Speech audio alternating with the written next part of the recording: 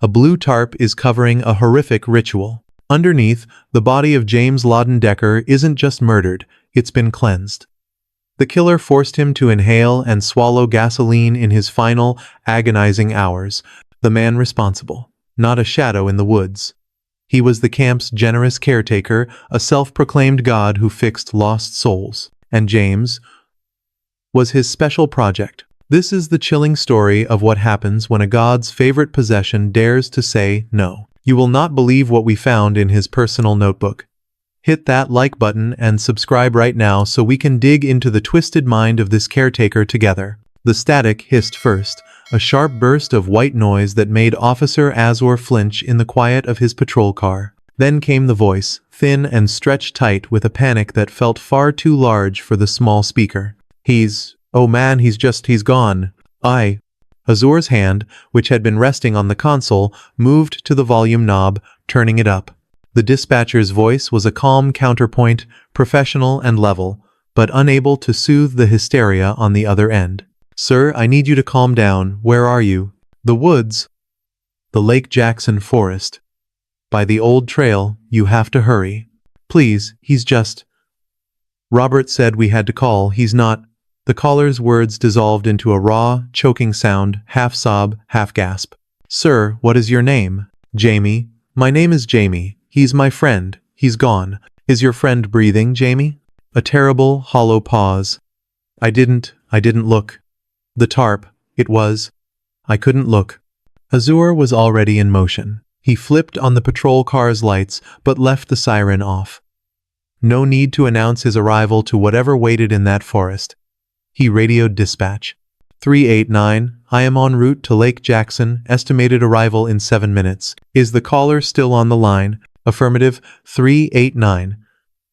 He's with a second party, name of Robert. Azor's mind raced ahead of the vehicle. The Lake Jackson forest. It was not a welcoming place, even in daylight. Locals used it, but they respected it. No one, absolutely no one, went to the old trailhead after dark on a cold December evening. It was just a patch of mud and a dark opening that promised nothing but trouble. The drive was quiet, broken only by the rhythmic thud of the windshield wipers clearing a light, cold mist. He was 35 years old and had heard his share of panicked calls. He'd heard fear, he'd heard anger, and he'd heard the flat, dead sound of grief. Jamie's voice was something else. It was the sound of a man who had seen something that did not belong in the world. Gone. It was a strange word. Not hurt, not attacked, not missing, just gone. The tarp. That part snagged in Azor's mind, a small, sharp hook. People didn't get gone under a tarp. They were put there. He slowed the car, turning off the main road onto the gravel access path that led to the trail. The patrol car's headlights cut a weak tunnel. He had been hoping the caller had exaggerated, that this would be 2 young men who had gotten spooked by an animal or, at worst, stumbled on some hunter's discarded gear. But the dread in Jamie's voice felt authentic. It was a cold, heavy thing that now seemed to be settling into Azor's own gut. He pulled the car to a stop at the end of the path. He killed the engine. The sudden silence was absolute. It was a heavy, pressing weight. There was no sound of traffic, no insects, no wind. It was the kind of deep, waiting silence that felt as if the entire forest were holding its breath. He unclipped his radio. Dispatch, this is 389. I am at the Lake Jackson trailhead. Show me out of the vehicle. 10-4, 389. Azor pushed open his door, the car's interior light flashing on for a brief second before he shut it again, plunging himself into the cold. He stood for a moment, letting his senses adjust. He tasted the damp, metallic air. He felt the cold seep through his uniform. Then, from the impenetrable dark just ahead, a branch snapped. A voice, not the one from the phone, called out, "He's here, he's here." Oh. 2 shadows detached themselves from the deeper shadows of the trail entrance. They were just shapes, one slightly taller than the other, moving toward him with a strange, hesitant energy. They were the first sign of life he had encountered, and yet they only made the profound stillness of the woods feel even more menacing. The twin beams of Officer Azor's torch cut through the gloom, landing on the 2 figures. They were younger than he expected. The one he presumed was Jamie, a man of perhaps 26, was visibly trembling, his hands jammed so deep into his pockets it looked painful. His eyes were wide and skittered from the torch beam to the darkness at his shoulders, never landing on Azure. The other man, Robert, was older, maybe 28, and held himself with a rigid stillness that was just as unsettling as Jamie's panic. His face was a mask, his eyes dark and fixed on Azure with a sullen, challenging stare. Mud caked his boots and stained the knees of his trousers. "I'm Officer Azure," he said, keeping his voice calm, authoritative. He aimed the torch beam slightly down, illuminating the ground between them rather than blinding the men. "Which one of you is Jamie?" The trembling man gave a jerky nod, a gesture so slight it was almost missed. He seemed incapable of speech. Robert stepped forward, placing himself slightly in front of Jamie. "I'm Robert," he called, he said, his voice flat. "I'm the one who... I'll take you." The declarative statement hung in the cold air. "I'll take you," not, "we'll show you." Azure registered the words, filing them away. He noted Robert's protective stance, the mud, the unnerving calm. "All right, Robert. But you both stay with me. I want you to walk in front of me, slowly. Show me where you found your friend." Robert turned without a word and began to walk. His movements were certain, his feet finding the slick, uneven path with a familiarity that spoke of many such trips. Jamie hesitated, his body language screaming a desire to run back to the perceived safety of the road, to the blue and red lights that were not flashing. He cast one desperate, backward glance at the patrol car, then scrambled to follow Robert, stumbling on the first route. Azure clicked his torch to its brightest setting. The beam was powerful, a solid white cone that sliced the night, but it only seemed to make the surrounding darkness heavier, more absolute. He followed, maintaining a careful distance of 10 feet. His training screamed at him, never follow, never let them lead. But here, on a trail this narrow, with a victim reported, he had no choice. His hand stayed near his utility belt, his thumb brushing the reassuring, cold grip of his sidearm. The journey was a suffocating exercise in tension. The only sounds were the wet, sucking pull of mud on their boots and Jamie's quiet, hitching breaths, which sounded like a prelude to a breakdown. Robert, in the lead, was a silent silhouette. He didn't speak, he didn't look back. He just moved deeper into the woods. A man with a singular, grim purpose. Azure found himself counting his own heartbeats. He was acutely aware of his position. He was one officer. They were two men. They were agitated, possibly unstable, and they were leading him away from his car, his radio, and his world into theirs. The air was thick with the smell of damp earth and something else, something acrid and chemical that he couldn't quite place. It was faint, but it pricked at his senses. He stopped. "Hold up." His voice, sharp and sudden, cut the night. Robert froze. Jamie slammed into Robert's back, letting out a small, terrified sound, like an animal. "What?" Jamie whispered, his voice cracking. "What is it?" Azure raised his hand for complete silence. He switched off his torch. The blackness was immediate. It was total, a suffocating void. He strained his ears, listening past the ringing in his own blood. The woods were not silent. He heard the drip of moisture from high branches. He heard Jamie's teeth chattering. And then he heard it. It was a rustle. A soft, heavy sound, like something or someone moving through the undergrowth. It was not a small creature. It was deliberate. And it was to their east, running parallel to the trail. It was keeping pace with them. He clicked the torch back on, sweeping the beam into the trees. The light found nothing but a tangle of wet branches and black, empty space. But the sound had stopped. Instantly. "Did you hear that?"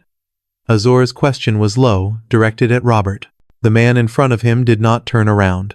His shoulders remained rigid. "It's just the woods, officer," Robert said, his voice as flat and empty as before. "Animals. It's nothing. We're almost there." The dismissive reply was wrong. It was too fast, too certain. It was the answer of a man who either knew exactly what the sound was or was desperate to pretend he didn't. Jamie, by contrast, was now visibly shaking, his head swiveling wildly, staring into the dark. "Please," Jamie pleaded, his voice a reedy whine. "He's just up here. Let's just go. Let's please just get this over with." Robert pushed aside a thick, dripping branch that blocked the trail. He's just ahead. Through here. The path seemed to widen, opening into a small, dark clearing. Robert stopped at the edge. Jamie stayed 2 steps behind him, as if a line had been drawn that he would not cross. Azur moved up, his torch beam sweeping past them.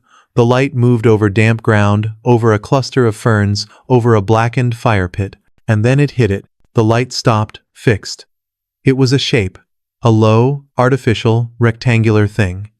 It was dark, a deep, flat blue, and it was covering something on the ground. It was completely out of place. A stain of the man-made world on the forest floor. Azur's breath hitched. He tasted acid at the back of his throat. He moved forward, stepping past the 2 men who remained as still as statues. "Both of you," he commanded, his voice now a low, hard growl. "Stay right here. Do not move. Do not move an inch." He took 2 steps, and then 2 more, closing the distance to the blue covering. His torch beam held steady on it.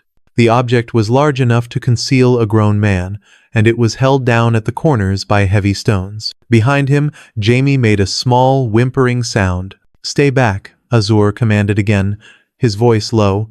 He did not turn to look at them. His focus was entirely forward. He smelled it again, that sharp, acidic bite in the air he had noticed on the trail. Here it was overwhelming. It was heavy, pervasive, and unmistakable. It was the smell of gasoline. It clawed at the back of his throat. His mind instantly rebelled against the sensation. Gasoline meant fire. But there was no sign of a fire, no smoke, no charred earth. The smell was just here. It was wrong. His light moved from the bulk of the covering to the ground just beside it. It was a knife. It was lying on a bed of wet leaves, as if it had been placed there. It was not jammed into the earth, not discarded carelessly. It was presented. He crouched, his torch beam illuminating the blade, the hilt. He was too far away to see details, but he could see enough. The blade looked clean. There was no dark staining, no glint of moisture. A clean knife, a strong smell of gasoline, and a body-sized object wrapped in a sheet. The pieces did not fit. They formed a picture of profound and terrifying contradiction. He stood. He had to know. He had to be sure. He kept his torch in his left hand, the beam aimed squarely at the center of the blue mass. He reached out with his gloved right hand. The material was slick, heavy, and cold. He fumbled for a corner that was not weighted down. His fingers found a fold. He braced himself. He took a single, steadying breath. He pulled. The material made a soft, heavy, sliding sound as it came away. He moved the beam of his torch. He saw a foot.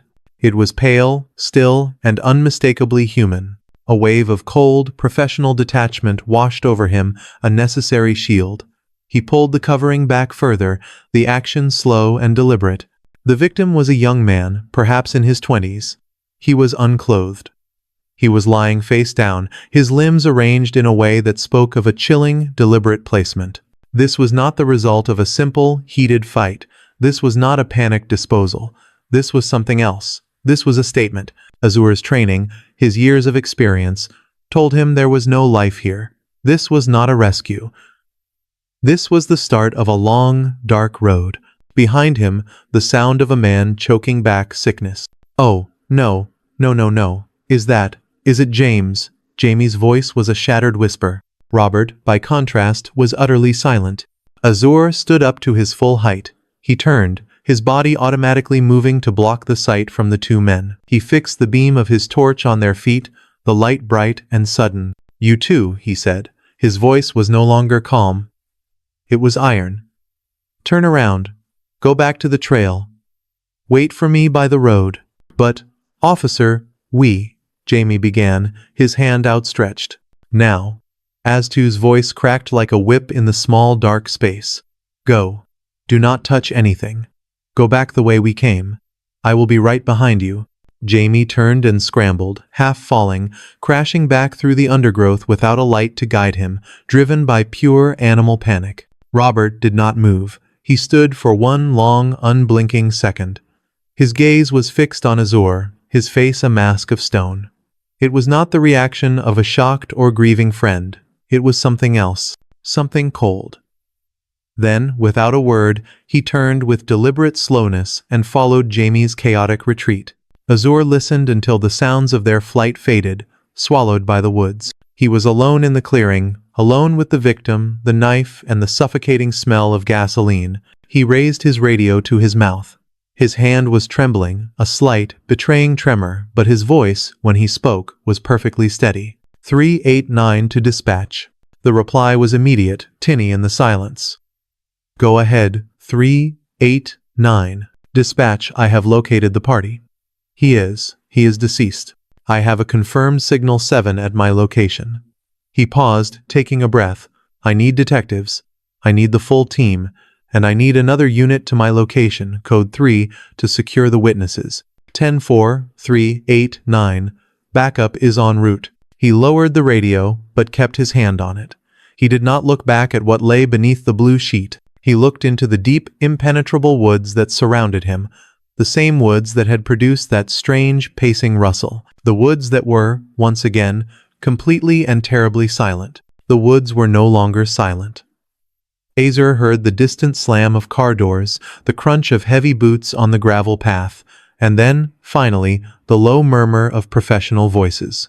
The yellow and blue strobes of arriving units pulsed against the distant trees, creating a silent, chaotic light show that made the clearing feel even more theatrical, more staged. He stepped back from the tarp, his torch aimed at the ground, a silent beacon. Detective Miles was the first one through the brush, followed closely by his partner, Detective Chen. Miles was a man who seemed to take up more space than his frame suggested, his presence a heavy, grounding force. He nodded at Azur, his eyes already scanning the perimeter, missing nothing. Officer, he said, his voice a low rumble that cut through the cold air. Talk to me. What do we have? Azur recounted everything, his words precise, clipped, and professional. The 911 call, Jamie's raw panic, Robert's disturbing, flat calm, the tense walk-in, the sound in the woods, the pacing shadow he never saw. The discovery. Miles listened without interruption, his gaze fixed on the blue tarp. When Azur finished, he simply nodded again. He knelt, not by the tarp, but by the knife Azur had pointed out. It's clean, Miles observed, his own powerful torch beam illuminating the blade. Bone dry, no blood, no mud. It was placed. The whole thing feels placed, Detective, Azur said. Miles moved to the tarp. Chen joined him, opening her comprehensive kit, the metallic clicks of her tools sharp and out of place. With a methodical slowness, Miles drew back the blue covering completely, exposing the victim, James Lawton Decker, to the cold, assessing light. Chen drew a sharp, audible breath. Azur had shielded his own eyes from the worst of it, but now, under the combined torch beams, the full picture was unavoidable. He's been posed, Chen said, her voice tight with a mixture of clinical observation and human repulsion. His head is turned. His arms are not. They are not where they would naturally fall. He was moved, Miles said. His beam traveled from the body to a patch of churned-up mud 10 yards away. There, that's the struggle, not here. He was killed over there, and then he was brought here. This is a post-mortem presentation. The words hung in the air, changing the gravity of the entire investigation. This was not a frenzied, impulsive act. This was a message. There's more, Azur said, guiding the detectives with his beam. Over here. He led them to the edge of the small clearing, to what looked like a collapsed heap of fabric. This is a camp. Or it was. Miles nudged the canvas with his boot. It was slashed. Not just cut, but reduced to ribbons. It was a frenzied, vicious destruction. This, Miles said, his voice grim, is pure rage. An absolute frenzy. But the body, Chen countered, rejoining them, is not. The body is meticulous. It's cold. Exactly, Miles said, a frenzy and a ritual. We have two different mindsets at one scene, or one mind in two different states. Chen spoke again, her voice lower this time, as if she were reluctant to give the thought form. Detective, there is something else. Back with the victim, they moved back to the body. Chen crouched, her light pinpointing a detail so small, so bizarre, that Azur had missed it entirely. A single dark green leaf, plucked from a nearby holly bush, had been placed with perfect, almost surgical precision. It was a gesture of such alien intimacy, so profoundly wrong, it made Azur's stomach clench. "What does that mean?" Azur whispered. "It means he was touched," Miles said, his voice flat. "It means the person who did this was not in a hurry. They stayed, they tended to the scene. They were in control." "And the gasoline," Azur added, the acidic smell seeming to thicken. "The whole clearing stinks of it."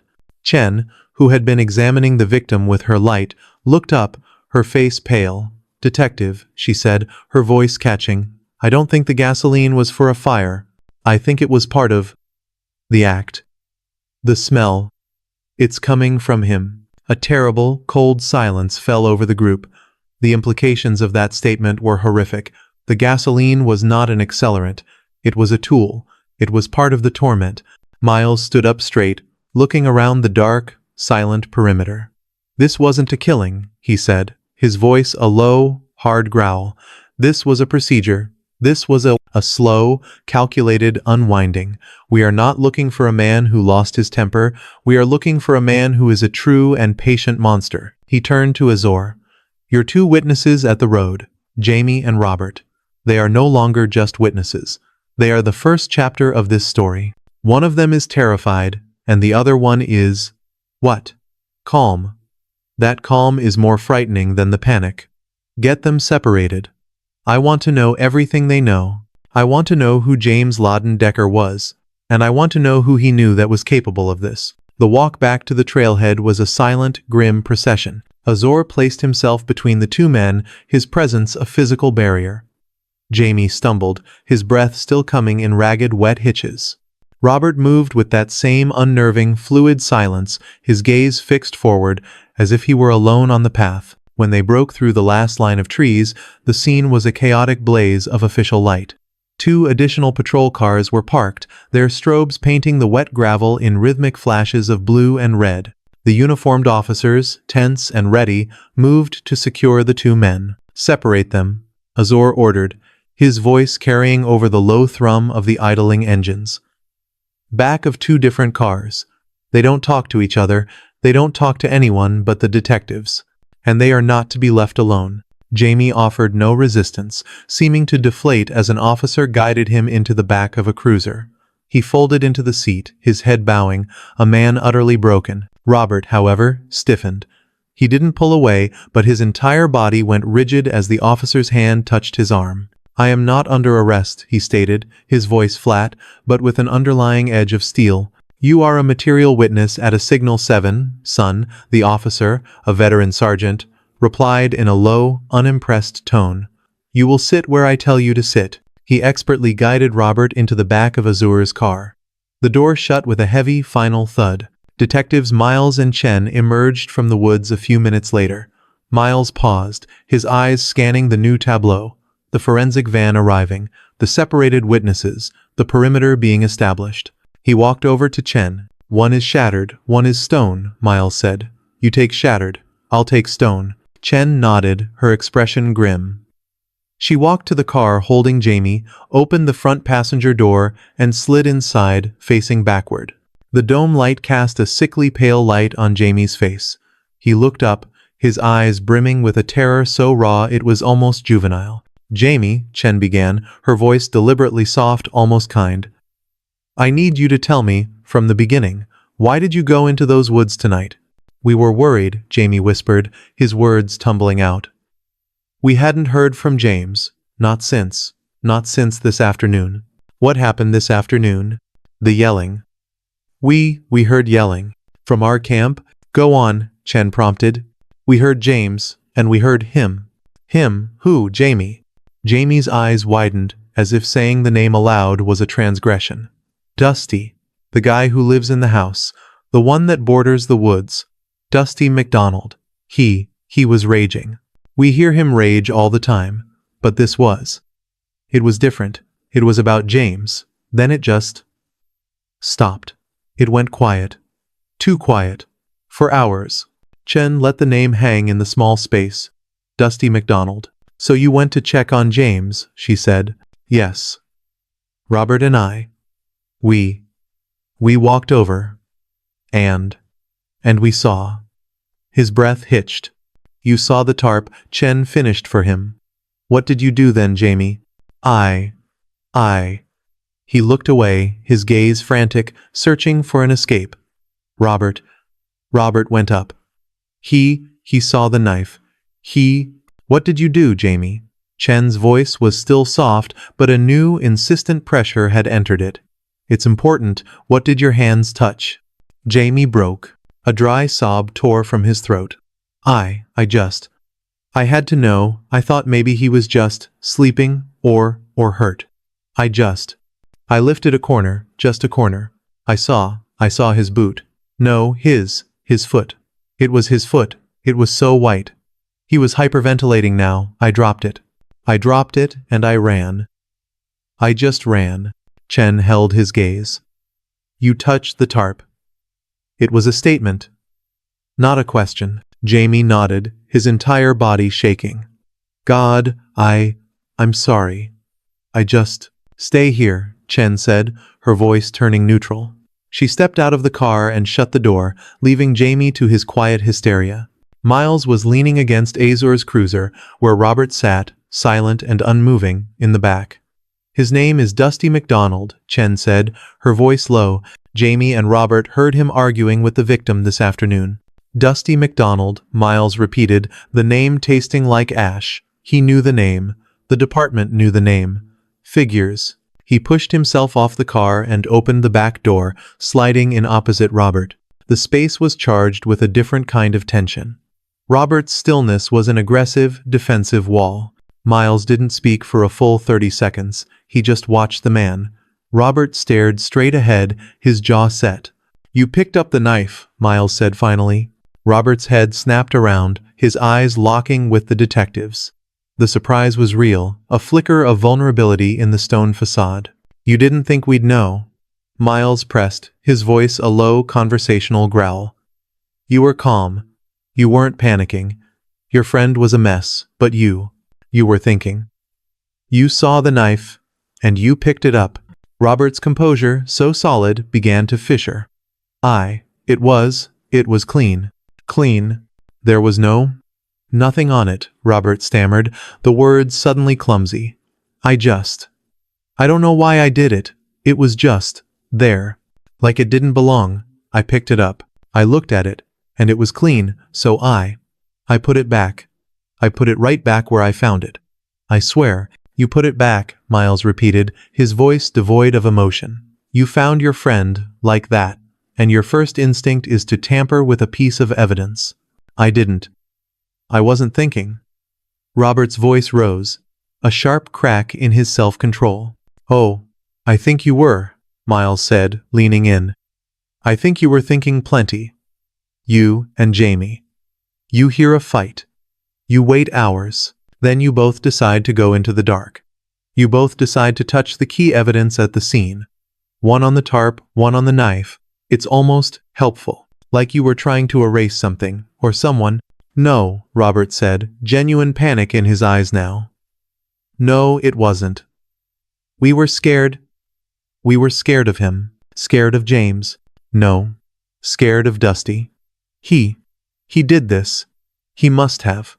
You don't know him. He's not right. He's not right in the head.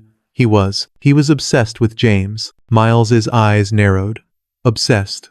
How? Robert was breathing hard now, the wall of his composure completely gone, replaced by the same animal fear that had consumed Jamie.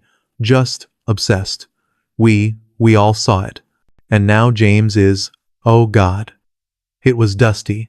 It was always going to be Dusty. The back door of the cruiser slammed shut, cutting off Robert's frantic, self-justifying words. Miles stood straight, his gaze sweeping over the controlled chaos of the scene. The forensic team was now moving toward the clearing, their movements precise and practiced. Chen met him by the hood of the car. Dusty McDonald, she said, her voice low. Both of them name him, both of them say he was obsessed, and both of them, Miles countered, his voice a low growl, had their hands all over the key evidence. Their testimony is a defense attorney's dream. It's compromised. It's two scared men pointing a finger to save their own skin. You don't believe them. I believe they're terrified, Miles said, and I believe they're right to be. The name Dusty McDonald is not a new one at the precinct. He's unpredictable. But I can't build a case on the word of two men who tampered with the scene. I need something clean. I need someone else. His eyes found Officer Azur, who was directing the new perimeter line. Azur. Azur jogged over, his face grim in the flashing lights. Detective, these woods, Miles said. Jamie and Robert live here. The victim, James, lived here. Who else? Who else is out here tonight? Azur's expression tightened. There are others, maybe 4 or 5. They keep to themselves. Their camps are small, spread out. They don't cluster. Find them, Miles ordered. You and 2 other uniforms. Sweep the area. Find anyone who isn't Jamie or Robert. I want to know what they saw today. I want to know who else heard that argument. Go. Azur nodded and moved off, gathering 2 other officers. They fanned out, their torch beams methodical, disappearing into the blackness that ringed the central scene. For 20 minutes, the only sounds were the crackle of radios and the quiet, professional murmurs of the forensic team. Then, Azur's voice came over Miles's radio, sharp and urgent. Detective, I've got another resident. He's about 200 yards east of the primary. You need to hear this. He's not in good shape. We're on our way, Miles replied. He and Chen followed Azur's guiding torch beam, moving away from the light, back into the oppressive dark. They found him huddled behind a large, fallen log, wrapped in a thin, filthy blanket. He was older than the other 2, a man of perhaps 39, with a face hollowed out by fear. He was shaking so badly he could barely speak, his eyes wide and fixed on the darkness. In the clearing behind him, a small tent was, like James's, reduced to a heap of shredded fabric. That's, the man stammered, pointing at the destroyed canvas. He did that. This morning, he did that. Who did? Chen asked, her voice kept deliberately gentle. Sir, what's your name? Rick, he whispered. My name is Rick. It was Dusty. He flinched, as if saying the name was a physical blow. Tell us what happened, Rick, Miles said, his voice a low, steady anchor in the man's panic. Tell us about this morning. Rick's eyes squeezed shut as if replaying the memory. It was just after sunrise. I was making coffee. He came out of nowhere. Just appeared. Dusty. Rick nodded, his knuckles white on the blanket. He had a hatchet. A small one, but he was fast with it. He was in a frenzy. He wasn't yelling at first, he was just vibrating. What did he want? Chen asked. James, Rick said, his voice cracking. He was looking for James. He kept whispering his name. Where is he, Rick? Where is my James?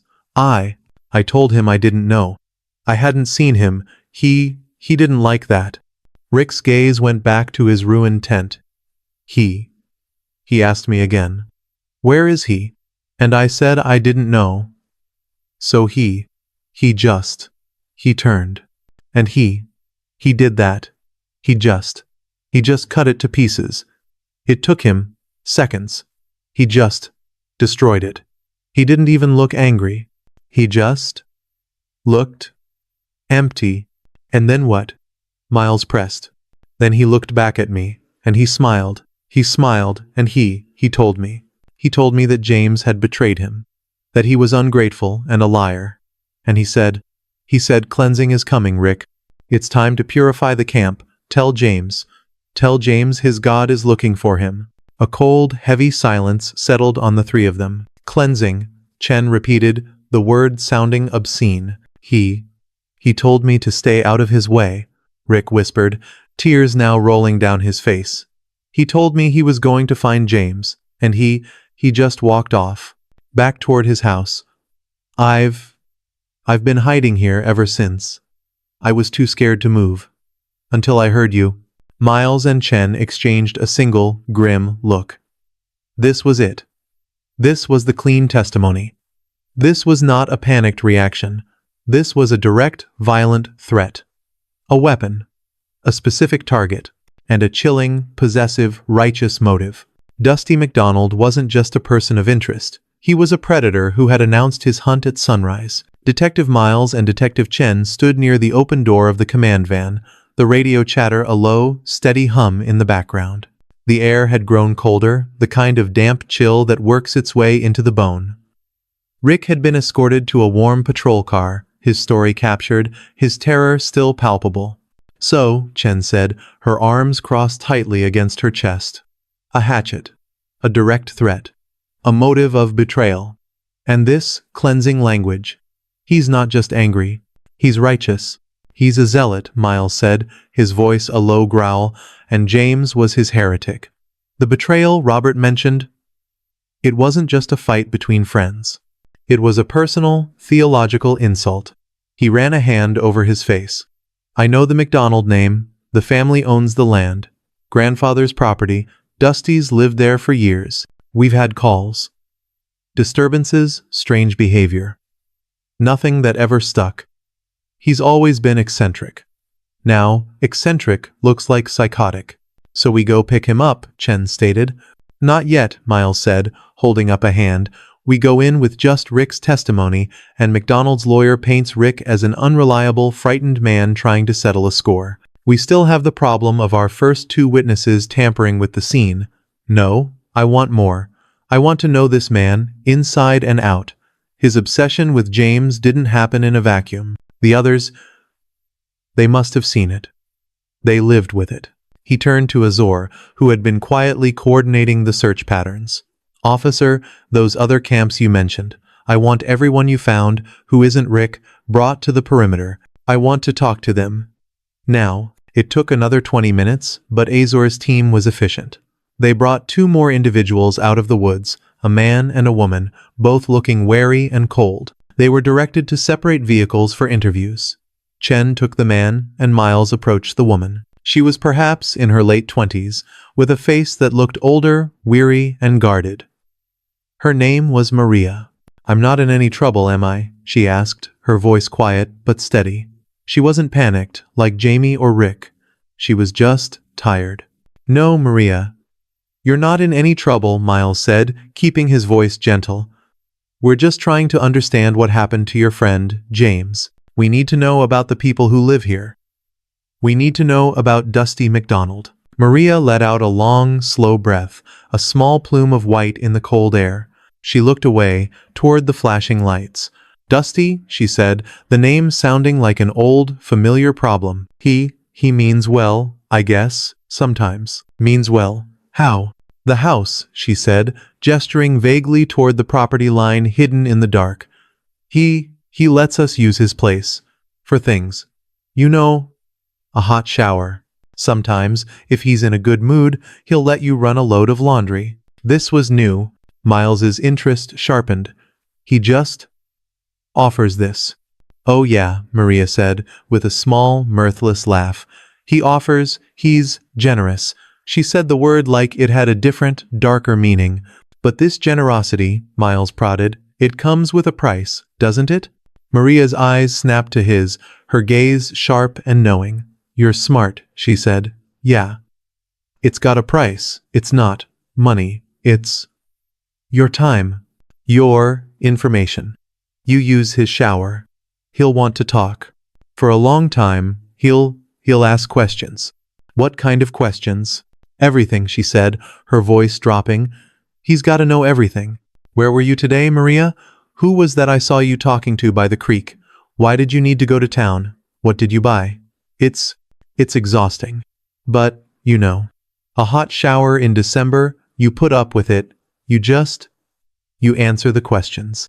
You smile and you thank him. You thank him a lot. And if you don't, he gets cold. He'll remind you how good you have it. How he protects this place. How he keeps it clean. There was that word again, clean. He checks on us too, Maria continued, her voice now barely a whisper, as if afraid he might hear. He'll come into the woods. At night. Not on the trails. He just moves. You'll be in your tent, and you'll feel him.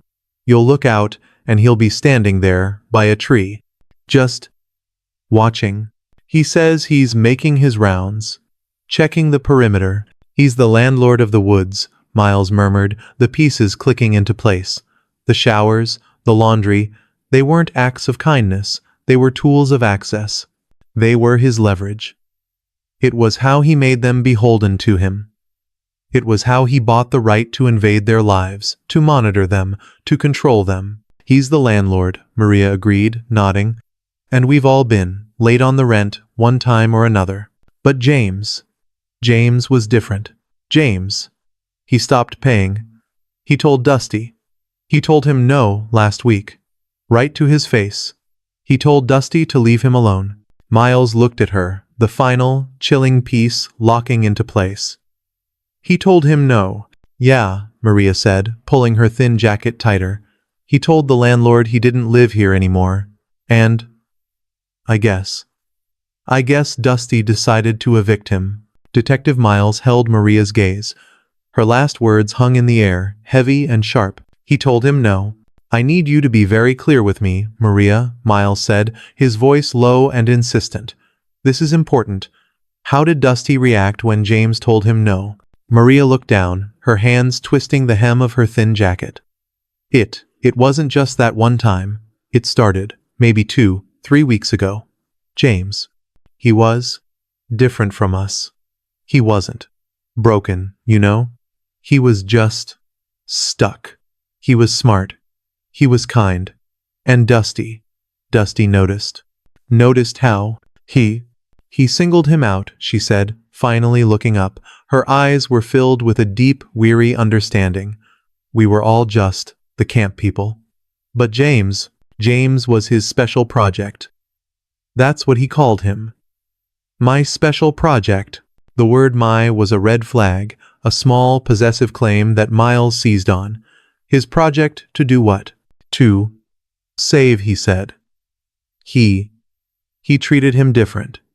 We all got the questions, the shower tax, but James, he got gifts. Gifts, Maria nodded. Yeah, small things, a new blanket, a bag of food. He was always trying to get James to come up to the house alone. Not for laundry, just to talk. He'd tell James he was better than this place. That he could protect him. That he could take care of him. Her voice was strained, her discomfort with the implication clear. She was choosing her words with extreme care. He sounded proprietary, Miles offered, giving her a word. He sounded, Maria said, her voice dropping to a near whisper, like James belonged to him. And when James started pulling away, Dusty, he got bad. Bad how? He'd hide, he'd complain. To anyone who would listen, he'd sit there, watching the camp, and he'd just mutter. About how ungrateful James was. How James was choosing the dirt over him. How James was seeing other people. That phrase snagged in Miles's mind. It was so specific, so personal. Seeing other people. What did he mean by that? He meant Robert, or Jamie, or me. Anyone, Maria explained, her voice quickening.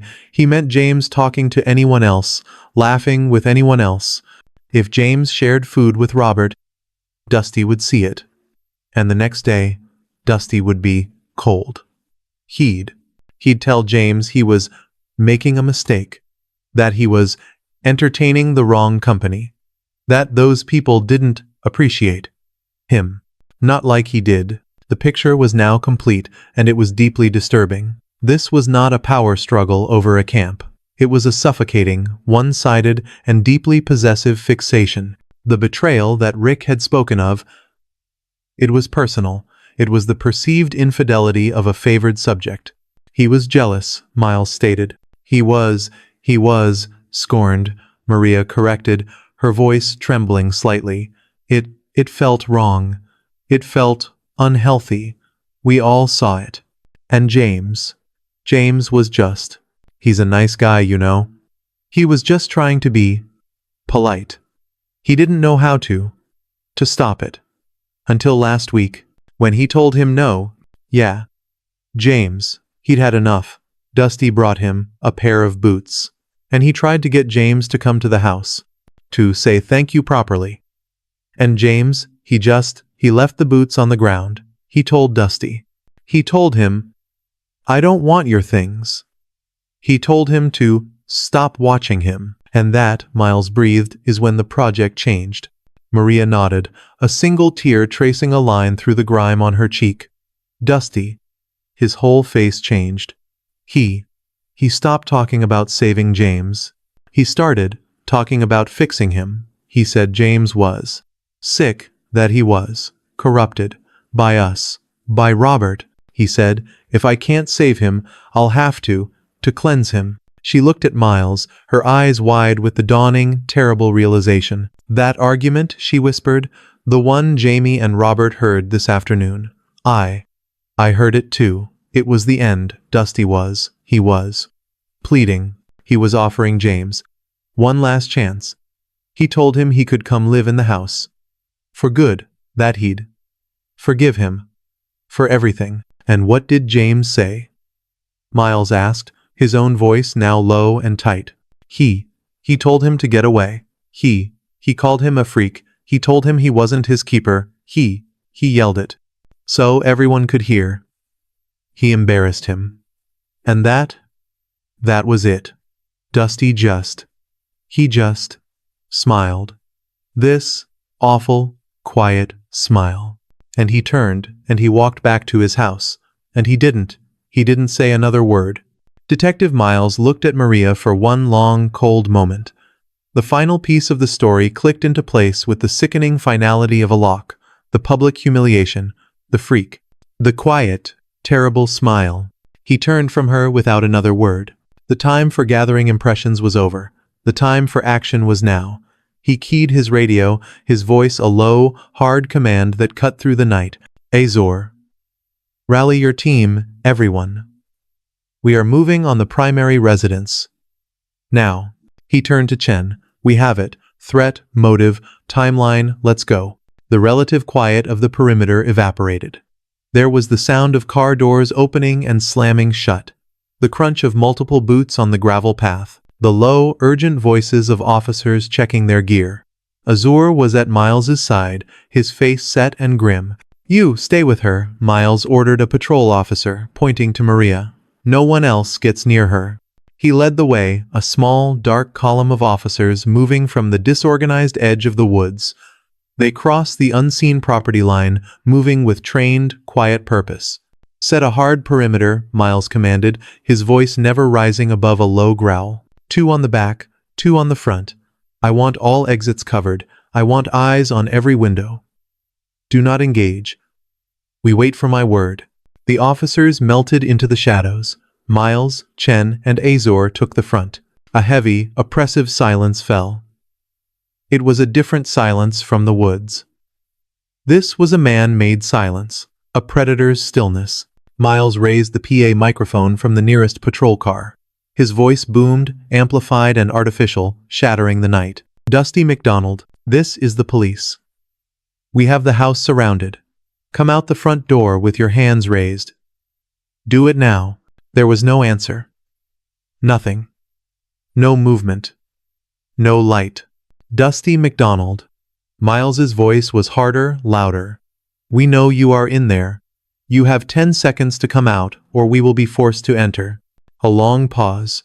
Then a sound. A single metallic click. A voice, surprisingly calm and conversational, drifted from the dark structure. I'm right here. I'm not. I don't have anything in my hands. A figure separated itself from the absolute darkness of the doorway.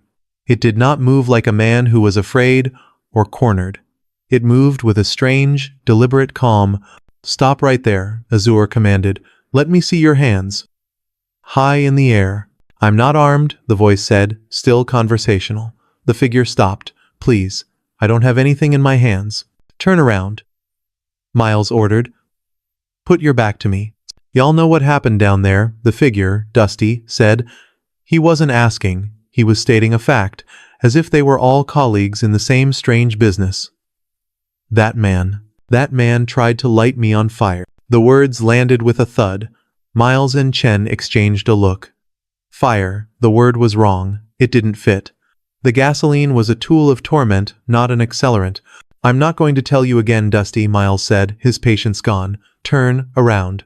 Dusty sighed, a sound of mild annoyance, as if they were being difficult. Dude, I'm right here. He turned, his movements slow. Azor and another officer surged forward, a swift, practiced motion. They had him restrained in seconds.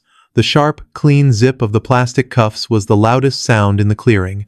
Dusty did not struggle. He did not resist at all. He just stood there, compliant, as his hands were secured. You need to be careful, Dusty said, his voice now lower, more intimate, as if sharing a secret. You understand. That dog's going to bite you. You try to do things. Stupid.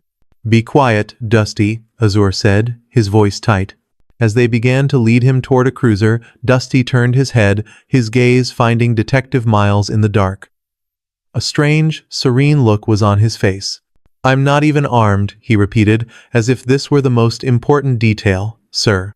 Sir, he tried to murder me, to light me on fire. But it's okay. He smiled.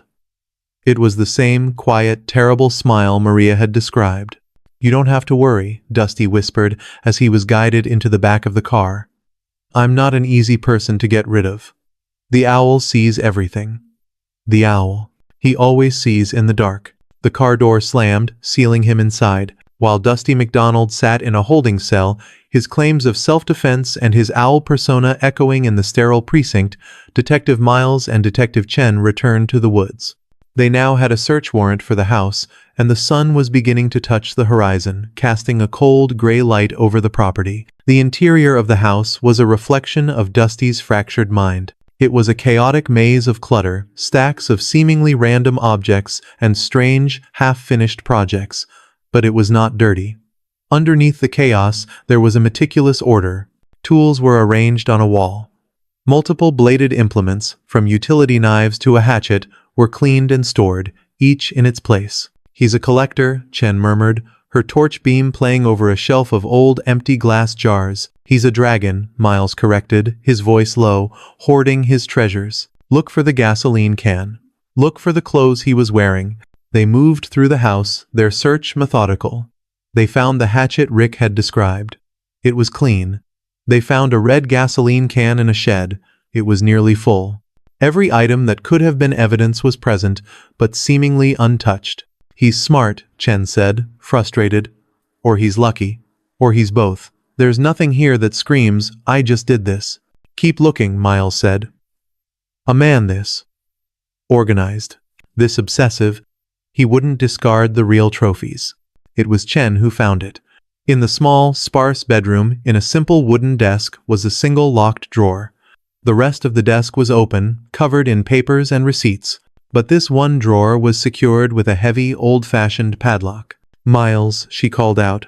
He was at her side in a moment. He looked at the lock. This is it, he said. He didn't wait for a key. He used a pry bar from his kit. The old wood splintered and gave way with a protesting groan. They both aimed their torches inside. There were no weapons. There was no gasoline, no bloody clothing. Instead, there was a single, worn leather notebook, and underneath it, a stack of artist's sketching paper, at least 30 or 40 sheets, bound with a piece of twine. Chen reached in with a gloved hand and carefully lifted the stack of sketches. She turned over the first page. It was a drawing. It was charcoal, and it was rendered with a stunning, painful precision. It was a sketch of a young man asleep in his tent. It was James. Back at the station, under the flat, unforgiving fluorescent lights of the evidence room, they laid the sketches out in a long, terrible line. They were not just sketches. They were a chronicle of an obsession. There was James, asleep, just as Chen had seen. There was James, eating, crouched by a fire. There was James, talking to Robert, his head thrown back in a laugh that the artist had captured with a jealous, precise anger. There was James, washing his face in the creek. Each one was dated. Each one was from a distance. They were the work of a man who had spent hundreds of hours just watching. The owl, Miles said, his voice thick. The owl sees everything. He was a voyeur, Chen said, her voice tight with disgust. He wasn't a caretaker, he was a collector. Miles picked up the leather notebook. He opened it to the first page. The writing was a deluge. Much of it was the incoherent, spiraling text of a man in a deep psychosis. There were pages of rambling, paranoid theories, strange diagrams, and repeated references to himself as a higher being, a guardian of the woods. But woven through the madness, like a thread of pure, cold steel, was the lucid and chilling account of his fixation on James Leyden Decker. He wrote about James's arrival. He called him the perfect vessel. He described his first attempts to make contact, the offering of the shower, the gift of food. He wrote about his frustration when James would talk to the other, lesser specimens. Then, the tone began to change. Miles read a passage aloud, his voice flat. He has been corrupted. The vessel is impure. He has rejected the protection of the god and has chosen the dirt. He has shown his ingratitude. He has forgotten his place. Chen found another entry near the end. The cleansing is necessary. The betrayal cannot stand. He will be made pure again. He must be unmade so he can be perfected. It is a terrible, sacred work. It is my first true work. They stared at the open book. This was not a confession. It was a manifesto. It was the calm, rationalized, theological justification for a ritual of torment. It was the why. James had not just been a person to Dusty. He had been a possession, a religious project. And when the project rebelled, it had to be, in Dusty's mind, decommissioned. He wasn't angry, Chen said, finally understanding. He was disappointed. He was righteous. And now, Miles said, closing the book, he's going to tell us all about it. Let's go. The interrogation room was small, cold, and painted a deep, neutral gray. Dusty MacDonald sat at the table, his hands cuffed in front of him. He was no longer serene. He looked bored. He tapped his fingers on the metal table, as if waiting for a late appointment. Detective Miles entered, followed by Chen. They sat opposite him. Miles placed nothing on the table. No file, no notebook, just himself. Dusty, Miles began, his voice calm. We need to talk about what happened in the woods. I told you, Dusty said, with a sigh of annoyance. He tried to light me on fire. That's the intel. He tried to murder me. Are we done? This has been a very hard day for me. It's been a hard day for James, too, Miles said, his voice flat. Dusty's eyes narrowed. He made his choice. He chose the dirt. He chose the betrayal. I tried to help him. You tried to help him, Miles repeated. I'm an owl, detective, Dusty said, leaning forward, his voice dropping into a conspiratorial whisper. You know what that means, right? I see. I see the patterns. I see the sickness. James was sick, corrupted. I offered him a clean place. I offered him protection. And he spat on it. So, you took him to the woods and you... What? Taught him a lesson. Dusty smiled, a small, condescending smirk. You don't understand, do you? It's okay. Most people don't. You're not. You're not like me. I'm not. I'm not like you. I'm like a god. I have to make the hard decisions. I have to cleanse things. It's a responsibility. It's not a pleasure. He leaned back, his confidence filling the small room. He believed every word. He was not a suspect in an interrogation. He was a professor giving a lecture. He was your special project, wasn't he? Chen cut in, her voice sharp. Dusty's head snapped to her. His eyes, which had been detached, suddenly became sharp, cold, and focused. You're smart, he said. You've been reading, haven't you? Yes, he was. My test. And he was perfect. Until he wasn't. So you destroyed him, Miles said. I fixed him, Dusty hissed, his calm cracking, a sudden, hot anger showing through. I corrected him. He was an ungrateful, he cried, it was a procedure. He brought the gas. He brought it. He was going to burn me. Can you imagine? A god. He laughed, a high, thin, terrible sound. Miles let the high, thin laugh fade into silence. He watched Dusty, letting the man's psychosis settle in the air. The self-defense claim was still there, the last pillar of his delusion. So he brought the gasoline, Miles said, his voice quiet, and he tried to light you on fire, and you, what? Defended yourself. I transcended, Dusty said, his eyes bright. I disarmed him. It was easy. He was just a boy, a scared boy. He didn't understand the honor I was giving him. And the knife, Dusty, Chen asked. The one that was left on the leaves, the clean one. Dusty's expression soured. That was an interruption. Those others, Jamie, Robert, they contaminated the scene. They touched it. They ruined the purity of the work. I had to reset it. But they came back. They bothered me. So I had to leave.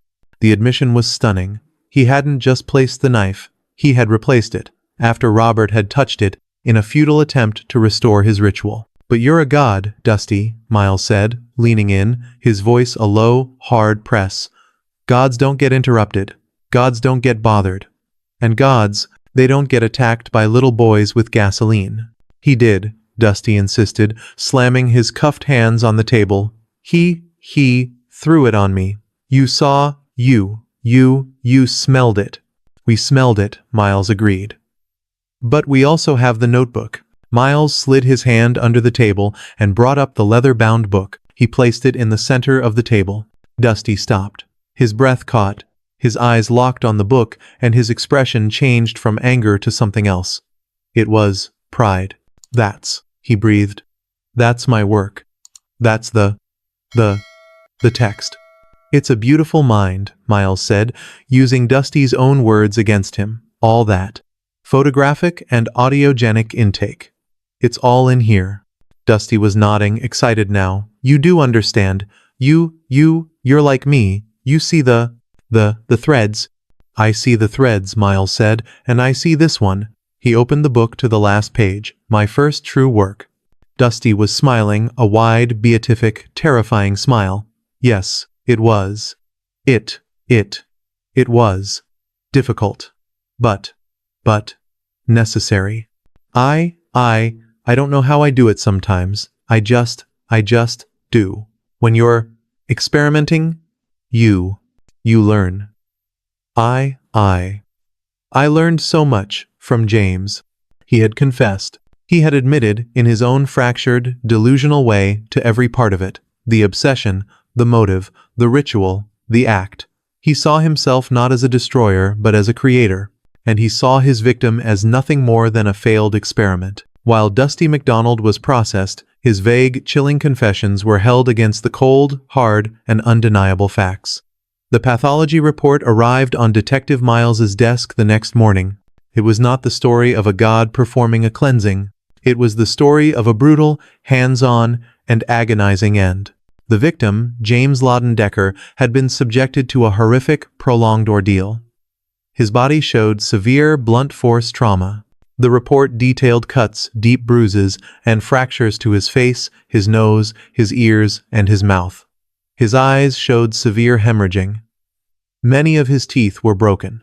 The injuries were not just to his face. The report confirmed heavy bleeding in the muscles of his neck and a broken hyoid bone, the small, floating bone that was the definitive, textbook sign of manual strangulation. His torso displayed several broken ribs, but it was the last detail that dismantled Dusty's final, desperate claim of self-defense.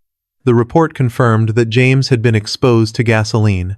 His skin had begun to slough off in areas, but there was no evidence of James throwing the gasoline. Instead, the medical examiner had detected gasoline in his lungs and in his stomach. James had not been set on fire. He had not been doused in an act of aggression. He had been forced, while alive, to inhale and to swallow it. The chemical smell that Azur had first noticed on the trail. The smell that Chen had realized was coming from the victim. It was the smell of Dusty's purification. He had, quite literally, tried to cleanse James from the inside out. The murder was now, in the eyes of the law, complete. It was a calculated, ritualistic act of torment, born from a deep, psychological obsession. The witness statements, the Book of James, the fractured confession, and the terrible clinical truth of the autopsy were enough. Dusty MacDonald was charged with 1 count of first-degree murder. Weeks later, long after the evidence tape was gone and the ground had been released back to the woods, Officer Azur found himself parked at the same muddy trailhead. It was day, now. The sun was out, and the woods looked ordinary. Just trees. He got out of his car and walked the path, his boots making a different, drier sound on the trail. He found the clearing. It was empty. The forensic team had cleared everything. The slash tents, the blue tarp, the blackened fire pit, all gone. There was just a patch of disturbed earth, which the winter weeds were already beginning to reclaim. He stood there for a long time. The case was closed. Dusty MacDonald was in a facility, awaiting trial, his case a complex web of legal and psychological arguments that would last for years. But the why of it? That was still here, in the quiet clearing. Azur thought of the man, Dusty, who had offered showers and laundry, who had presented himself as a generous caretaker, a guardian. He thought of the mask he had worn, and the terrible, possessive darkness that had been hiding behind it. He thought of James, the special project who had dared to say no. The woods were silent, but for Azur, they would never be empty. They would always hold the echo of that night. The panic in Jamie's voice, the coldness in Robert's eyes, the rustle in the dark, and the profound, methodical madness of a man who believed he was a god and who had turned his strange private heaven into a very real and terrible hell. Thank you for joining us for this deeply unsettling story. The cases we explore often remind us that the most dangerous forces are not the ones that rage and storm, but the ones that watch and wait and obsess, hidden in plain sight. The real world is often more complex and more frightening than any fiction. We will continue to bring you these important, true accounts, to shine a light on the shadows that lurk just beyond the trail. Until next time, stay safe and be aware of the stories around you. We will see you again.